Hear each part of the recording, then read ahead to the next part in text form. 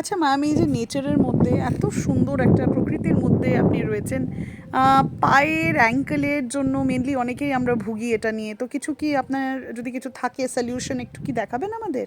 বাহ, খুব সুন্দর একটা কোশ্চেন। এর অবশ্যই আমি তোমাদের দেখাবো সবার জন্য যারা ঘুরতে বেরোচ্ছ।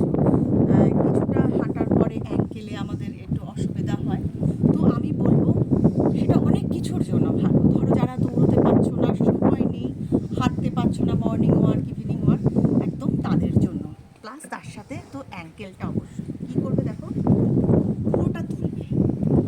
আবার এটা এই যে যত খুশি 100টা করো, 200টা করো, এরকমভাবে করো। খুব ভালো, এটা করতে থাকবে। নাম্বার 1, নাম্বার 2 যতটা পারবে নিজে।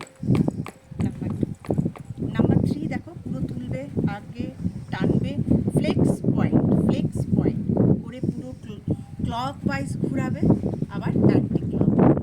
বেশি কিছু না, যেই তুমি হাঁপিয়ে যাবে, ধরো বসছো কোনো একটা বেঞ্চে, তখন তুমি এইভাবে করতে পারো। দেখবে নিজে সুস্থ থাকবে, আবার তোমার সঙ্গে যারা সঙ্গী সাথী রয়েছে তাদেরকেও বলো, তারাও সুস্থ থাকবে। বাহ ম্যাম, থ্যাংক ইউ এই সুন্দর টিপসটা দেওয়ার জন্য।